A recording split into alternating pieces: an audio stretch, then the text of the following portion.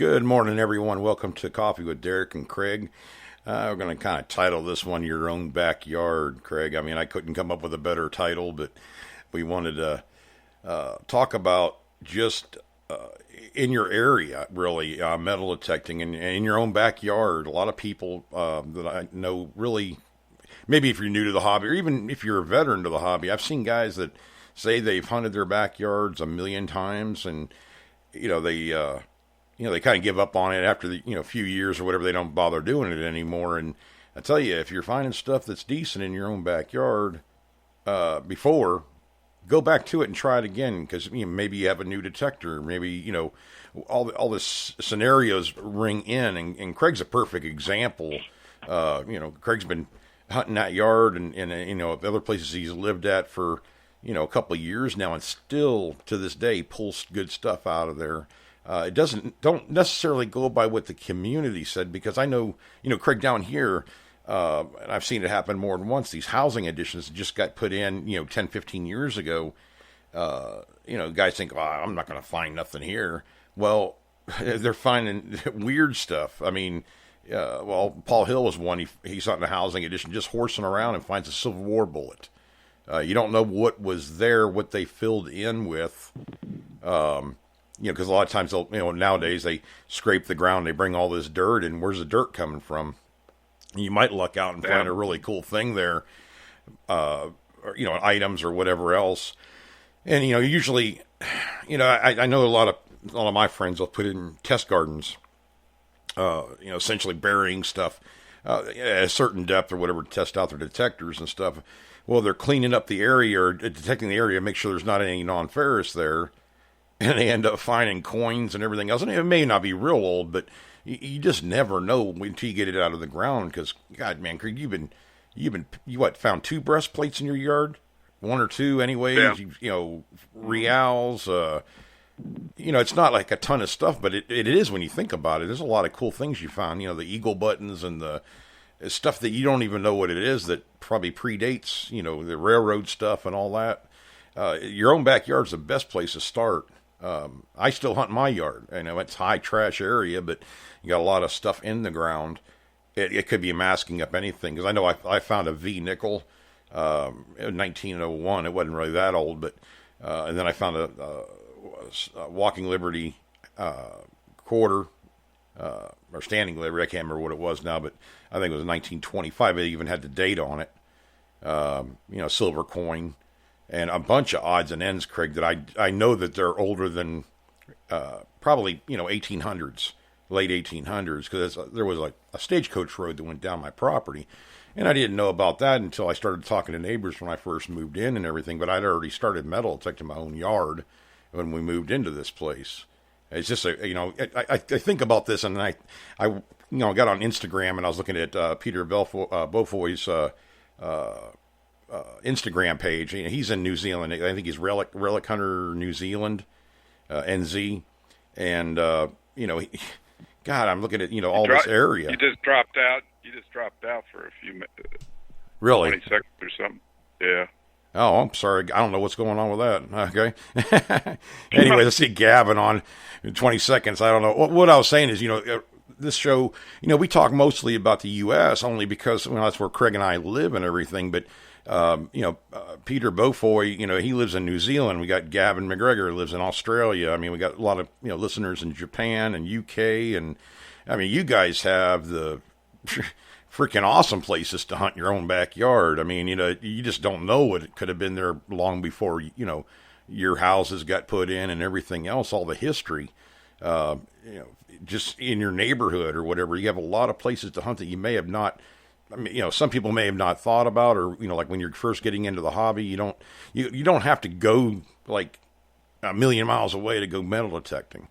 It's your own backyard. I knew that there was a lady and her son, they bought a metal detector. This has been years ago, Craig. You probably have seen the ad too. I think they were using a White's machine, and, they ended up finding a Roman coin in their own backyard, and they lived in North Carolina.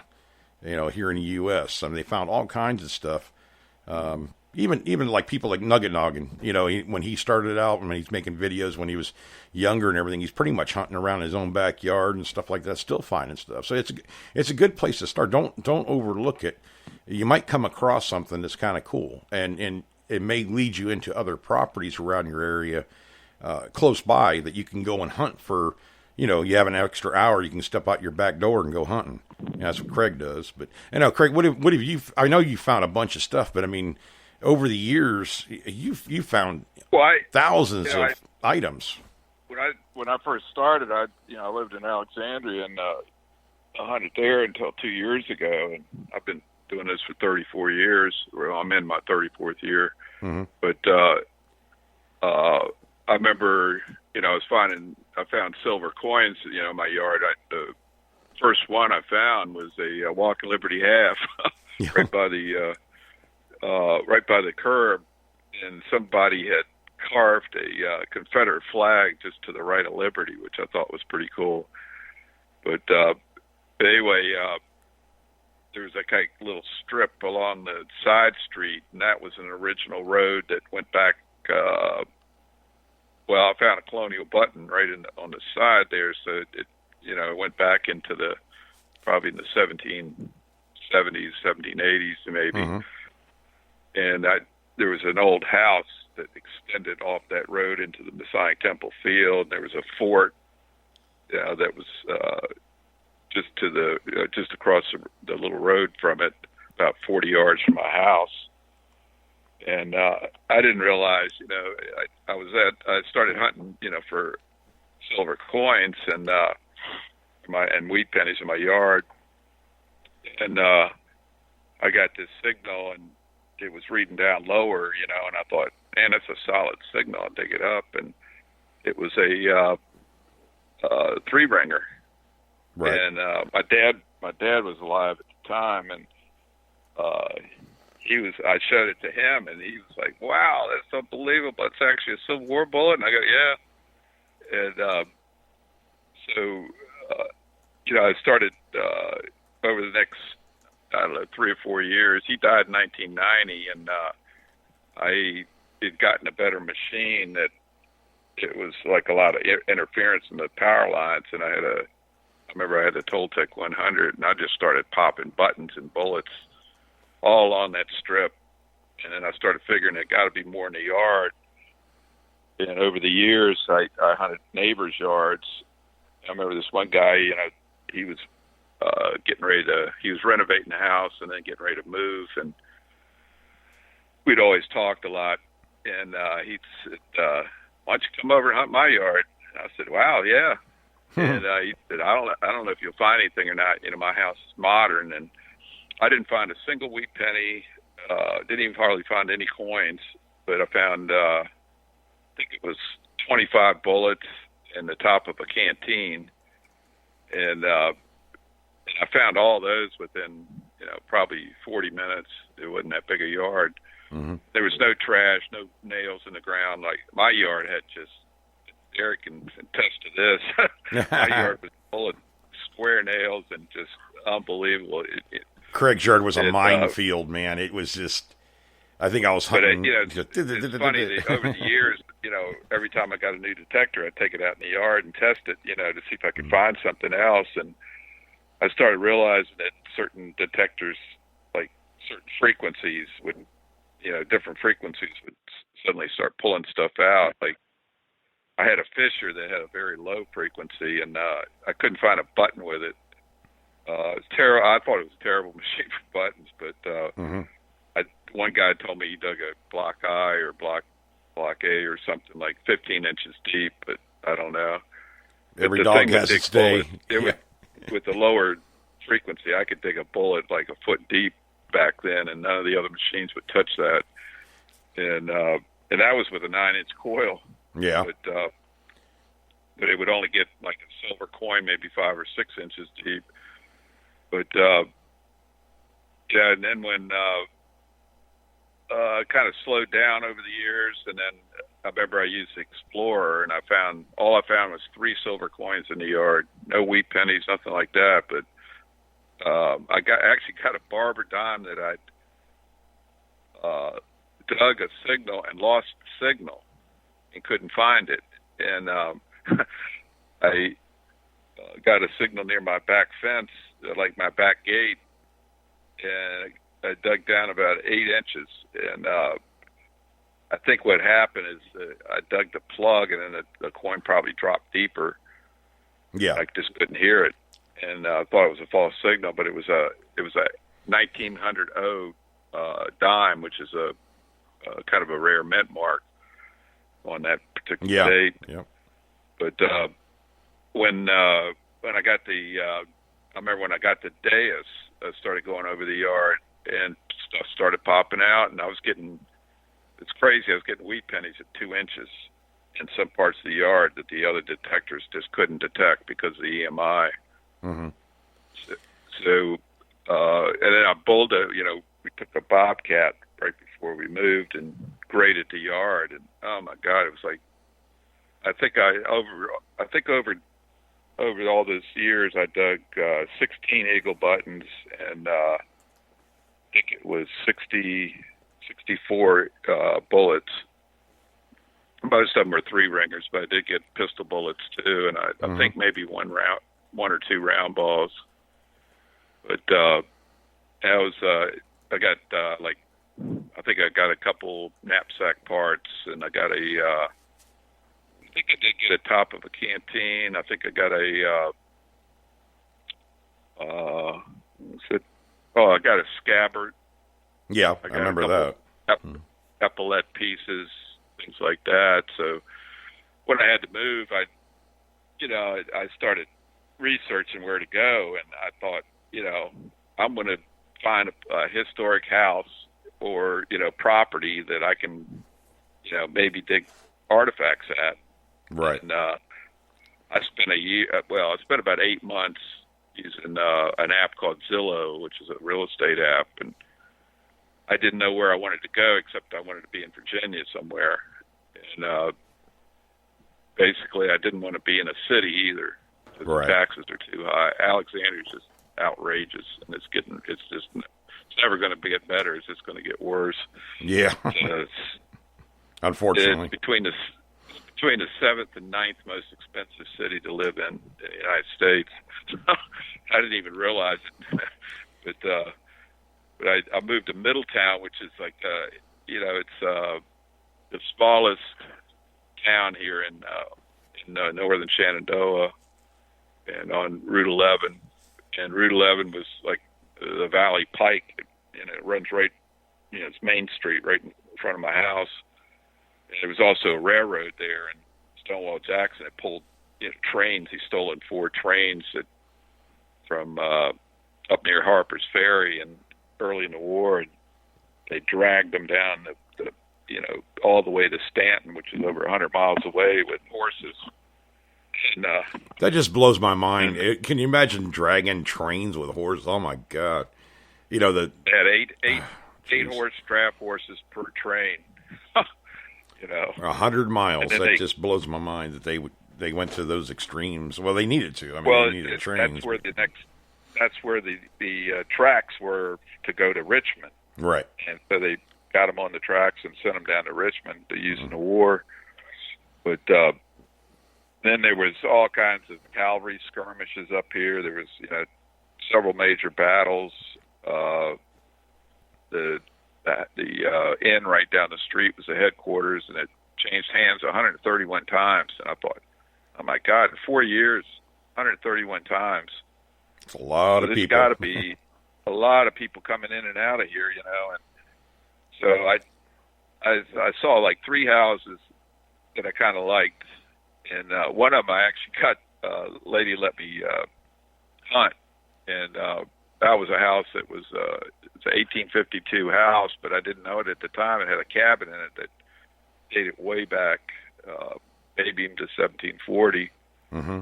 And that yard obviously has been hunted, but I did find some things. I found a 1749 to 1798 Chinese coin in the yard. And I think that somebody missed it because it read like a pull tab. Yeah, probably. Yeah, they walked didn't dig on that it. signal, but Yeah. But I found a cufflink in that yard too. But anyway, we started hunting. Mike and I. Mike was my room. I brought him down. I said, "You want to be my roommate down here?" Because he lived in the city too, and I'd gotten him into metal detecting. So we started hunting the yard. And within the first, I think, second day, I found a fired bullet. And then I was out in the front yard, and I found a melted bullet. And the mayor walked by at the same time, and I got to talking to him, and he told me about a spot up the street they were bulldozing. And said, "You can go up there," and it was like a battle line from what was the guy, Jubal Early's stand there, and they could have actually probably won the war if they brought up the artillery, but they ended up screwing up. No. But that was a whole battle line of a whole army, meeting Sheridan and the Union Army. So, there was just like Winchester had a whole bunch of, it's like 3 different major battles up there. Yeah. And that's 9 miles away. But this yard is just, there's all kinds of cross history in this yard. It goes back, like the house next to me is a farmhouse that was built around a cabin from about 1740. And that yard's been totally scraped, but there was a whole bunch of stuff that was found on that property over the years, that just laying on the ground and stuff. And the family's been there continuously since, the 1700s, the same names, Hoffmans. But anyway, I found Tomback buttons. I found one last week in the yard, 1790 buttons. I found my 31st Civil War bullet the other day. I think the button was probably the 29th button I found. I found an Eagle button. So I found a New York Excelsior cuff button. It's all in your backyard. Yeah. Well, I don't really have a front yard per se. I got like a side yard that goes along the sidewalk, but my house is right up against the sidewalk. Yeah. And all the houses on the street are right up, and then they got these huge backyards that go all the way back to an alley. And I have a double lot, so I have 8/10 of an acre. Mm-hmm. And so I have one of the biggest lots in town as far as, property. Most people have like a quarter to a half acre probably. Yeah, Gavin was on. But anyway, here. There's so many square nails. There's so much trash in the yard. We probably dug 150 mason jar lids. It has a white porcelain piece inside. Right. And there was right next door where my friend Steve lives, used to be the Wonderful Store, and they sold all kinds of knickknacks and stuff for a long time. That house has been there since 1884. Mine's 1880. Those porcelain. But before I forget, Craig, you mentioned the porcelain. Right along the sidewalk, right up against the metal fence, is where I found most of the coins, where people were walking down the sidewalks and dropping coins, and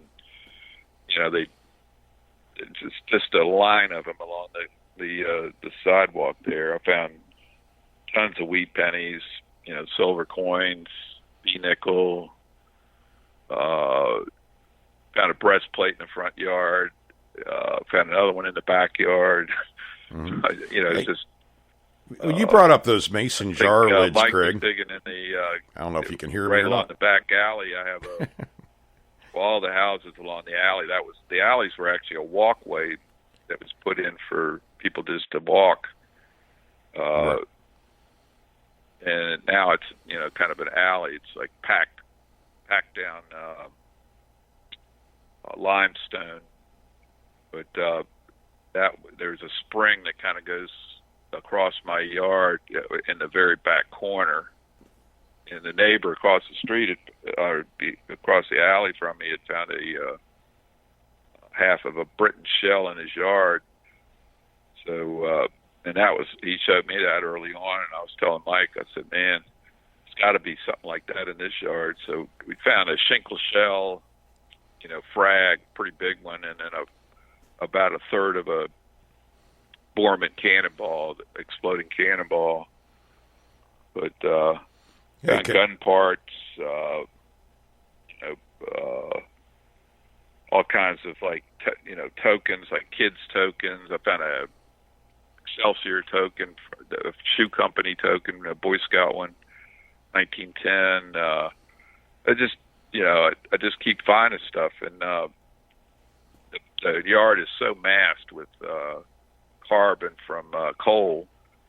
A lot of times when I pull a plug up, there'll be pieces of burnt coal in the plug, and it's been a learning experience. I've kind of learned machines even more, and I started realizing that sometimes you try to get more stuff out of the ground, and you pump the machine up, you use more sensitivity, more gain. And sometimes in that kind of condition, with all those nails and that carbon in the ground, it kind of blocks the signal, and just, you're not really penetrating. So I actually have done. No, I think Craig, are you still there?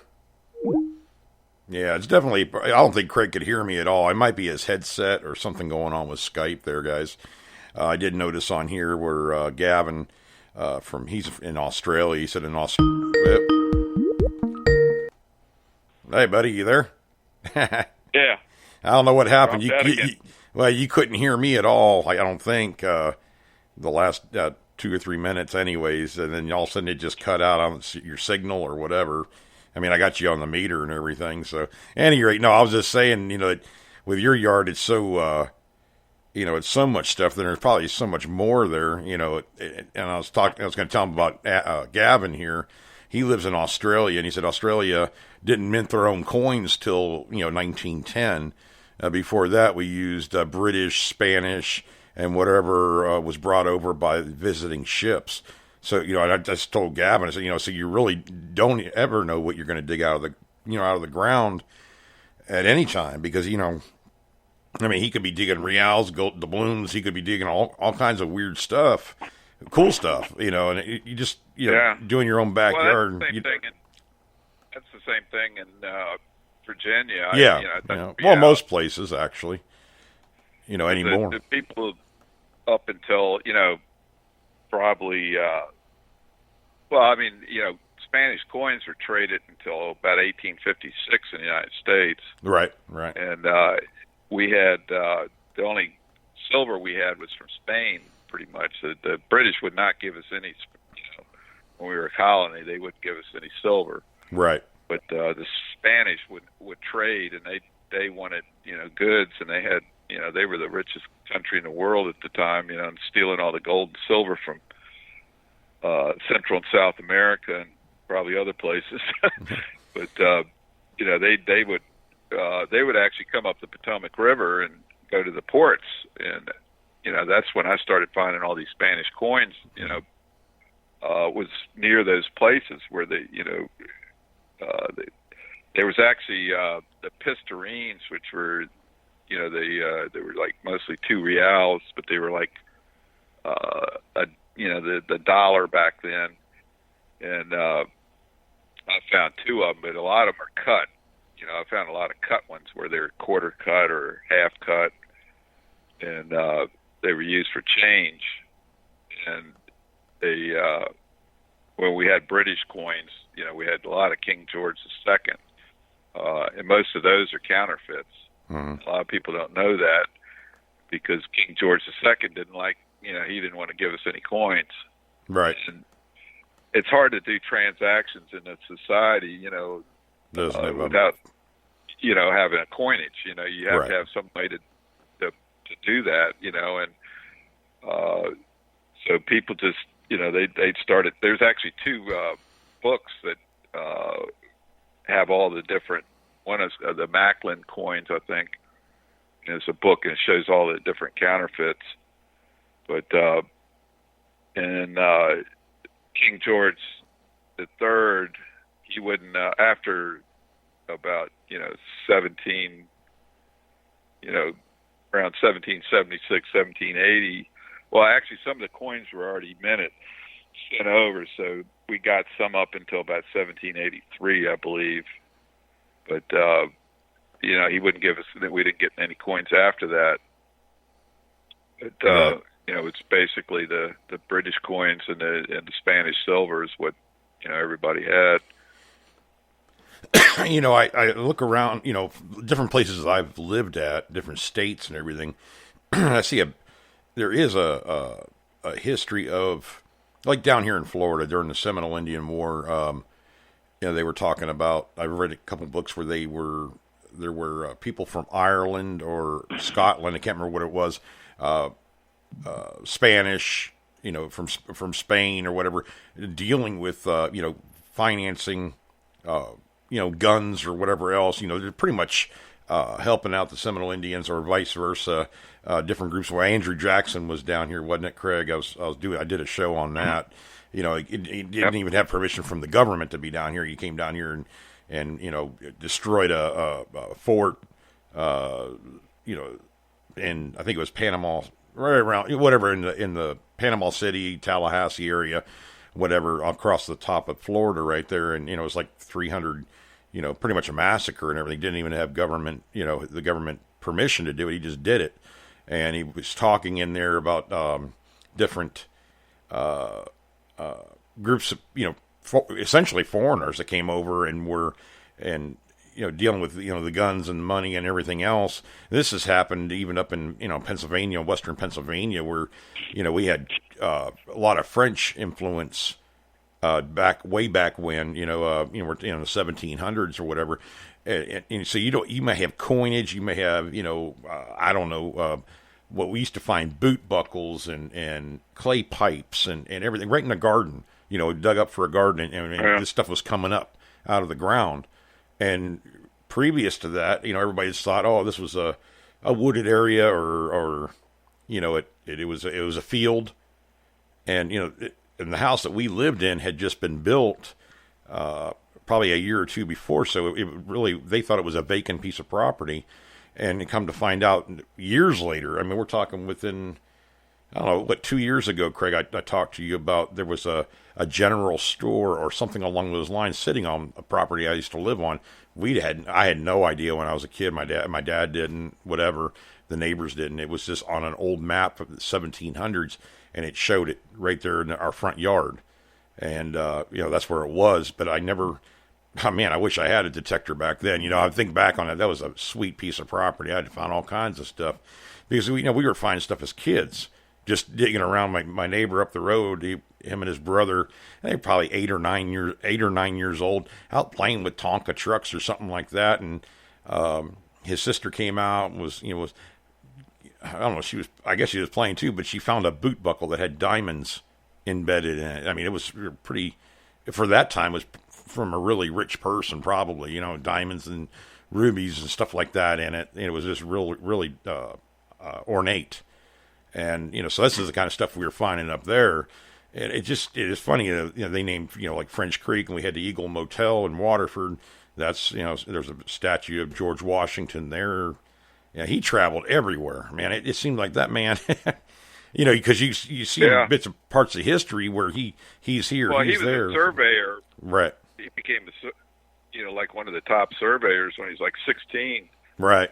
15 or something. And he went out surveying. Lord Fairfax had a property that was like, I don't know, over 2,000 acres. Right. And he was the richest guy in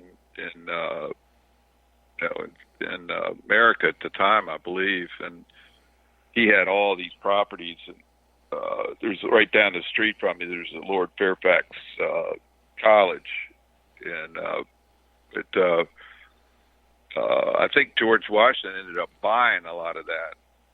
He had well over 1,000 acres up in West Virginia. Well, he had that place in up in Pennsylvania, Horsham up there. He owned that house, and I mean he owned a lot of different properties and stuff.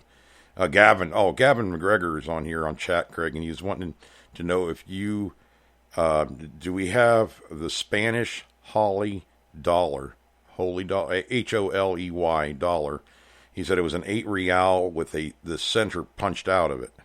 Have you ever seen one of those or whatever that's found in the US? I've never heard of one of those. Yeah, that's something we have to. I've dug, cut coins. I've never dug an 8 real coin, but I've dug cut 8 real coins. Right. I've dug whole coins, but they're always like at the top or something, like on the edge. Mm-hmm. Well, I guess this dollar was a holy whatever. It was punched purposely. I mean, when it was minted, I think is what he's getting at. It's an 8 real with a hole in the center. The only time I find a hole in the center is when I find an Alabama tax token or a Nebraska tax token. Yeah, I found like transit tokens, for like Metro old ones. That some of them are little tiny things, like smaller than a penny, but they'll have like a little slit in them or a little hole or something. Mm-hmm. He's saying that the outer coin was worth 5 shillings. The punched centerpiece was a shilling.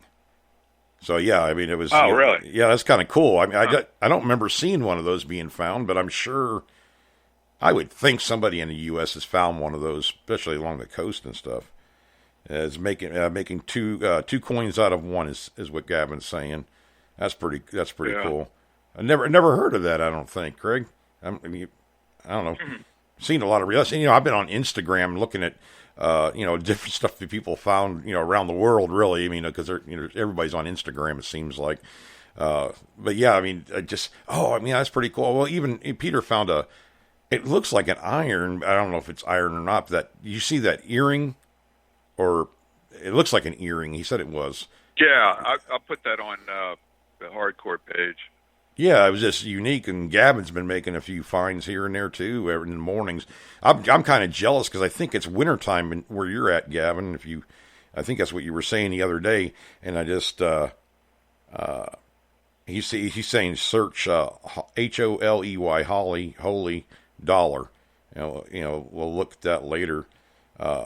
But yeah, I mean, I think it's wintertime over there in Australia or something. It's hard for me to get my mind wrapped around that, Craig, because we're over here dying of freaking sauna. I was just telling Craig I went out on the porch this morning and had my coffee. I wasn't even out there 10 minutes, and I had to change T-shirts and everything else. I was sweating so bad. And here it is, Gavin's over there, and it's 50, 60 degrees or something. Where the other day when he was hunting or when he was working, I'm like, it must be nice. I don't mean Craig would be sweltering here. I don't mind. Well, I don't mind hunting. I like 40 to 55 degrees to hunt. Yeah. I don't mind if it's cold. As long as the ground's not frozen. But I don't mind. I can dress for it. It's like it's hard to dress down for the heat. No. What drives me crazy, and I don't mind hunting in the heat. I mean, you got to watch the heat exhaustion, all that, so heat stroke and everything. I get out there and hunt for 5 or 6 hours, but you're so wringing wet. You get your hands down in dirt, you're muddy up to and it's okay to get dirty when you're metal detecting. I mean, that's part of the fun of it, but that sloppy wet, it's like fishing in the rain. Yeah. You can do it, but it's a pain in the, it's just not fun. So, I don't. Yeah, I was getting like sweat in my eyes the other day where it's like burning. And you go to rub your eyes and you got dirt all over your hands and you look like you just, climbed in a mud hole. He said, it's funny, winter down in Melbourne, he said. Bloody cold, 60 degrees. I was going out in my yard around 3:30 in the afternoon, and when I was looking for shadows on part of the yard, so I could go there to hunt. It's like I got all these trees that line the whole property, and so when there's a part of the backyard, when the sun comes over my friend's house, it's I can hunt that part of the section, and there's no sun at all. Mm-hmm. But man, when you get in the sun, it's just you start sweating like crazy.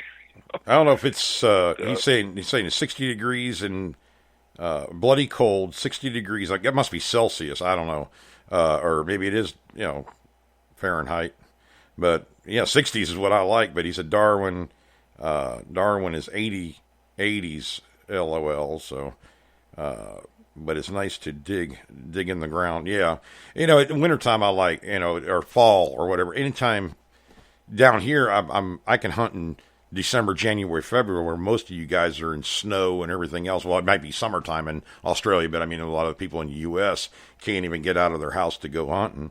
It seems like, so I'm pretty fortunate that way. Of course, I'm the smart aleck that goes out in the Gulf of Mexico and goes fishing in January, where and I have to have a light jacket on or something like that. But most people are snowed in, so.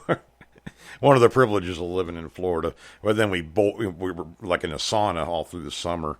I told my wife, Pauline, I said, this year seems really weird. I know we have to get off here, Craig. I know you're probably going to tell me that, but it's so. Oh, I didn't even realize it. Yeah, the weather patterns right now down here, at least where I'm living at, I got wind and storms coming from different directions that they normally don't come out of. I got them coming out of the east. And that's usually I have 1 or 2 storms a year that I can remember in the past. And when the last 3 or 4 storms we had have come out of the east and they knocked down tree limbs and everything else. I'm like, what the heck?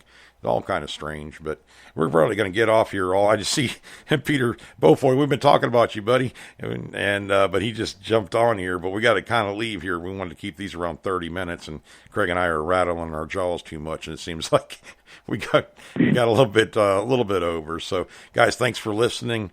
Be sure to like and follow the show. Check out the other shows, and make sure you check out Facebook and everything, and our Patreon page if you'd like to be a supporter for us on Patreon. We appreciate it. So I guess we'll talk again, tomorrow night, Craig, right? Thursday night for our night show, and then Friday morning we'll be on again. So thanks for listening, guys. Get out there, keep digging, and God bless.